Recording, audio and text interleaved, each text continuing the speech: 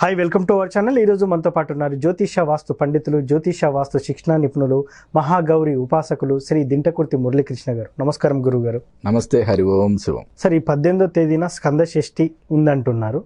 స్కంద షష్ఠి, సుబ్రహ్మణ్య షష్ఠి కూడా అంటా అని చెప్పి, సుబ్రహ్మణ్య షష్ఠి రోజు ఏం చేయాలి? అసలు ఎవరు ఏం చేయాలి? పెళ్ళైన వాళ్ళు ఏం చేయాలి? పెళ్లి కాని వాళ్ళు ఏం చేయాలి?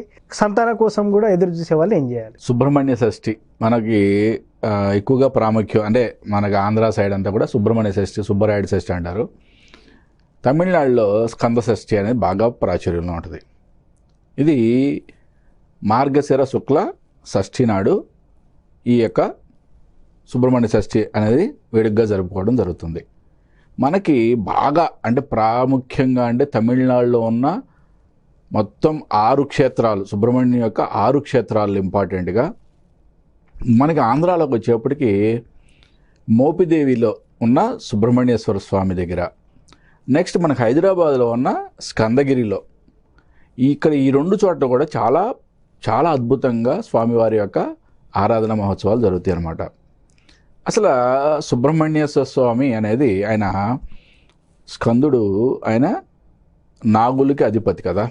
అంటే రాహు జన్మజాతకంలో మనకి రాహుకేతుకులకు సంబంధించిన దోషాలు ఏమైనా ఉన్నా, కుజదోషం ఉన్నా, మ్యారేజెస్లో చాలా ప్రాబ్లమ్స్ ఉన్నా, చాలామంది అంటే వివాహం ఈ మధ్య కాలంలో అంటే అది వేరే వేరే ఆస్పెక్ట్స్ వల్ల అనుకుందాం, దేనివల్ల అయినా కానీ, అంటే ఇప్పుడు మారుతున్న కాలాన్ని బట్టి కూడా జనాల యొక్క వాళ్ళ యొక్క కోరికలు మారిపోయి, వాళ్ళ యొక్క టార్గెట్స్ మారిపోయి, కానీ ఏజ్ లిమిట్ అనేది దాటిపోతుంది. మ్యారేజ్ ఏజ్ అనేది, మినిమం ఏజ్ అనేది చాలా ఎక్కువైపోతుంది. దానికి రకరకాల కారణాలు ఉన్నాయి. బట్ ఆ లిమిట్ ఏజ్లో కూడా, అంటే 30 ఏళ్ళు దాటినా కూడా మ్యారేజ్ కాకపోవడం, ఎన్నో సంవత్సరాలు సంబంధాలు చూడటం, అంటే జాతక దోషాలు ఏమైనా ఉన్నాయా అనేది పరిశీలించుకొని, జాతకంలో ఏమైనా విపరీత దోషాలు ఉంటే, కాలసర్ప దోషాలు కానీ నాగదోషాలు కానీ ఏమన్నా విపరీత దోషాలు ఉంటే, నేను ప్రతి దాంట్లో కూడా చెప్తాను మీకు, చిన్న చిన్న దోషాలకి భయపడద్దు. రియల్గా పెద్ద పెద్ద దోషాలు ఉన్నాయా, ఓకే, దానికి సంబంధించిన పరిహారాలు మీరు స్వయంగా చేసుకోండి. అలాగే ఈ యొక్క సుబ్రహ్మణ్య షష్ఠి అనే యొక్క ఈ అద్భుతమైన పర్వదినాన్ని మీ యొక్క జాతకంలో ఉన్న నాగదోషాలు పరిసమాప్తి కావడానికి ఉపయోగించుకోండి. ఓకే, ఎవరికైతే ఎన్నో సంవత్సరాల నుంచి పెళ్లి సంబంధాలు చూస్తున్నారో కానీ మ్యారేజ్ కుదరట్లేదు, లేదా మ్యారేజ్ అయ్యి 6-7 ఇయర్స్ అయిపోయింది, 10 ఇయర్స్ అయిపోయింది, సరైన సంతానం సత్సంతానం కలగట్లేదు అని అనుకున్న వాళ్ళు మనకి దగ్గరలో ఉన్న, అంటే మోపిదేవిలో ఉన్న సుబ్రహ్మణ్యేశ్వర స్వామి టెంపుల్ కానీ, హైదరాబాద్లో ఉన్న స్కందగిరి టెంపుల్ కానీ, ఇంకా ఏదైనా ప్రాముఖ్యంగా ఉన్న మీకు తెలిసిన సుబ్రహ్మణ్య క్షేత్రాల్లో వెళ్ళి సుబ్రహ్మణ్య షష్ఠి నాడు స్వామివారి యొక్క కళ్యాణం జరిపించడం అనేది చాలా అద్భుతమైన పరిహారంగా చెప్పబడింది.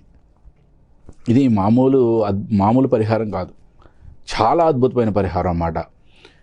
అంటే అసలు స్వామి మరి సుబ్రహ్మణ్య షష్ఠి అంటే అసలు ఇది ఎందుకు వచ్చింది ఈ పురాణాల్లో, దేనికి అసలు దీని యొక్క ప్రాముఖ్యత ఏంటి, ఎందుకు ఇంత ఘనంగా చెప్పుకుంటాం?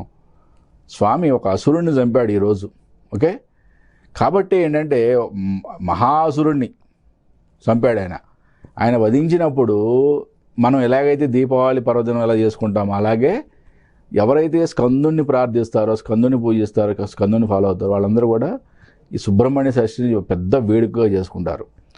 మనకి 6 సుబ్రహ్మణ్య క్షేత్రాల్లో, తమిళనాడులో ఉన్న 6 సుబ్రహ్మణ్య క్షేత్రాల్లో ఈ షష్ఠి, ఈ పండుగ జరిగే విధానం చూస్తే మనకి ఎంత కన్నుల పండుగగా ఉంటుందంటే, ఎటువంటి జాతక దోషాలు, అంటే వివాహానికి సంబంధించి కానీ, సంతానానికి సంబంధించి ఎటువంటి జాతక దోషాలు, నాగదోషాలు ఎటువంటి ఉన్నా కానీ ఈ సుబ్రహ్మణ్య షష్ఠిని ఉపయోగించుకోండి. మరీ చెప్తున్నాను, ఓకే.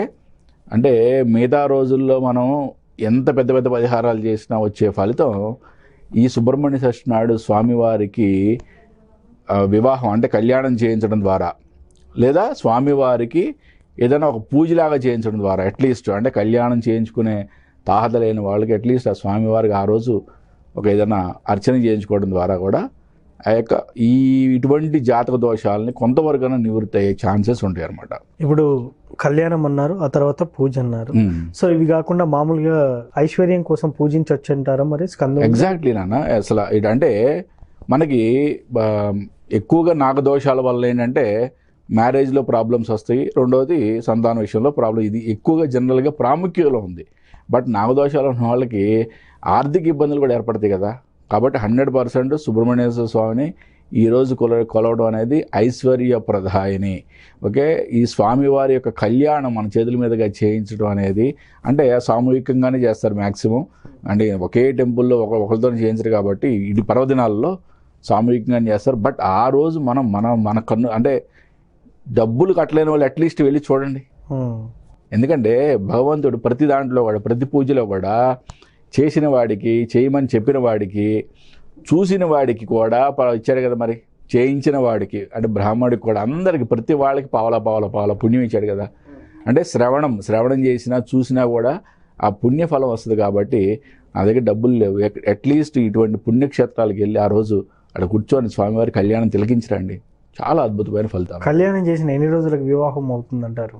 జనరల్గా ఏంటంటే శాస్త్రం చెప్పేది ఏంటంటే ఒక మండలం రోజుల్లో మంచి అద్భుతమైన రిజల్ట్స్ వస్తాయని చెప్పి చెప్తుందనమాట.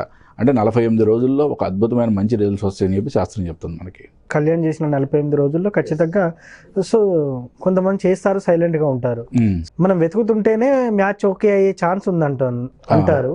యాదృచ్ఛికంగా అది జరగదు అంటారు. ఇది ఎంతవరకు నిజం అంటారు? అంటే ఏంటంటే ఇప్పుడు మనకి అంటే జాతక దోషాలు ఎటువంటివి ఉన్నా కూడా ఎప్పుడు కూడా అల్టిమేట్, ఎప్పుడు కూడా నేను చెప్పేది ఎప్పుడు కూడా ఏ వీడియోలో చూసి ఏ వీడియోలో చెక్ చేయండి మీరు, అల్టిమేట్ భగవంతుడే.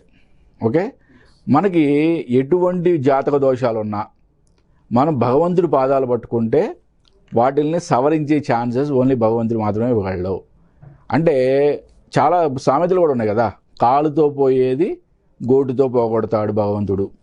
ఎప్పుడు మనకి పూర్తి విశ్వాసం, నమ్మకం ఉన్నప్పుడు మనం చేసే పరిహారం కూడా అదే విధంగా ఉండాలి. పూర్తి నమ్మకము, విశ్వాసము, మనం చేసే పూజలో భక్తి, శ్రద్ధ, ఇది ఈ 4 మాటలు మీరు చెవికెక్కించుకోండి, బుర్రకెక్కించుకోండి. అద్భుతమైన ఫలితం వచ్చి తీరుద్ది. దీంట్లో ఎటువంటి సందేహము పెట్టుకోవద్దు. సో సుబ్రహ్మణ్య షష్ఠి, అదే విధంగా దాన్నే స్కంద షష్ఠి అంటారు. ఎలా జరుపుకోవాలి చాలా చక్కగా చెప్పారు sir. Thank you so much. Hari Om Shivam. చూసారు కదా సుబ్రహ్మణ్య షష్ఠిని ఎలా జరుపుకోవాలి, ఎలా జరుపుకుంటే ఎలాంటి ఫలితాలు ఉంటాయో చాలా చక్కగా చెప్పారు. ఇది వాటి కార్యక్రమం. మరో కార్యక్రమంలో మళ్ళీ కలుద్దాం. Thank you.